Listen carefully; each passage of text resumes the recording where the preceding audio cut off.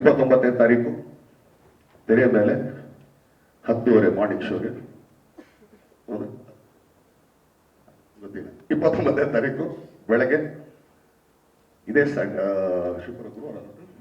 ಶುಕ್ರವಾರ ಸೊ ಅಟರ ಬರ್ತಾ ಇದೆ.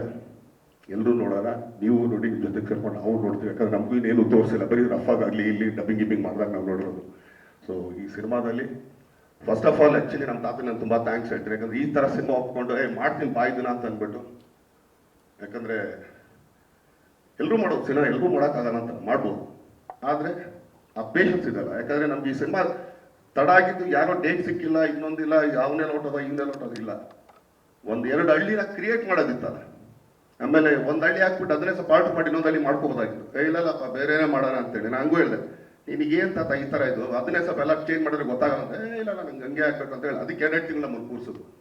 ಆದರೂ ಕೂಡ ಅವಾಗ ಕೂತಾಗ 2 ತಿಂಗಳು ಅದೇ ಅನ್ಕೊಳ್ತಿದೆ, ಹೋಗ್ಲಿ 2 ತಿಂಗಳು ಡ್ರೈವರ್ ಆಗಿರ್ಬೇಕು ನನಗೆ, ಆ್ಯಕ್ಚುಲಿ ಸುಮ್ಮನೆ ಕೆಲಸ ಮನೆ ಕೂತ್ಕೊಳ್ಳೋಕ್ಕಾಗಲ್ಲ ನನಗೆ ಅಂತ. ಅದಕ್ಕೂ ಇದು ಮಾಡಲಿಲ್ಲ. ಆದರೆ ಬಟ್ 2 ತಿಂಗಳಾದ್ಮೇಲೆ ಬಂದ ಹಳ್ಳಿ ನೋಡಿದಾಗ ಯಾವತ್ತಾತ 2 ತಿಂಗಳು ಕಾದಿದ್ದಕ್ಕೂ ತುಂಬ ಚೆನ್ನಾಗಿದೆ ಅಂತ ಹೇಳಿ. ಸೊ ಆ ಥರ ಪ್ಯಾಷನೇಟ್ ಇರೋಂಥ ಪ್ರೊಡ್ಯೂಸರು. ಸೊ ಈ ಥರ ಸಬ್ಜೆಕ್ಟ್ಗಳು ಯಾರೇ ತೊಗೊಂಬಂದ್ರು ನಾವು ತಾತರಿಗೆ ಆ್ಯಕ್ಚುಲಿ ಒಪ್ಸೋದೊಂದೇ ಕಷ್ಟ, ಒಪ್ಸೋದ ಮೇಲೆ ಸಿನಿಮಾ ಆಗೋದು ಯಾರಿಗೂ ಗೊತ್ತಾಗಲ್ಲ. ಸೊ ನೋಡ್ರಿ, ಆ್ಯಕ್ಚುಲಿ 29ಕ್ಕೆ ನಾವು ಬರೋಣ ಅಂತಂದ್ರೆ ನಮ್ಮ ಸಿನಿಮಾ, ನಮ್ಮ ಜಾಗ ಇದು, ಯಾರಿಗೂ ಎದ್ರುಕೊಂಡು ನಾವ್ಯಾಕೆ ಬರ್ಬೇಕ್ರಿ? ನಮ್ಮ ಮನೆಗೆ ಯಾರನ್ನಾರು ಬರೋಕ್ಕೋ ಇನ್ನೊಬ್ರಿಗೆ ಅವ್ರಿಗೆ ಹೆದರಿಕೆ ಇರಬೇಕೆ ಹೊರತು ನಮ್ಗೆ ಯಾಕೆ ಹೆದರಿಕೆ? ಯಾಕಂದ್ರೆ ನಮ್ಮ ಕನ್ನಡ ಜನಗಳು ಇದಾರಾ ಇಲ್ವಾ ಅಂತ ನಮಗೆ ಡೌಟ್ ಬಂದ್ಬಿಡ್ಬೇಕು.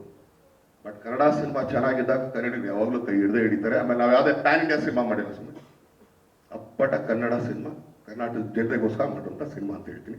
Thank you.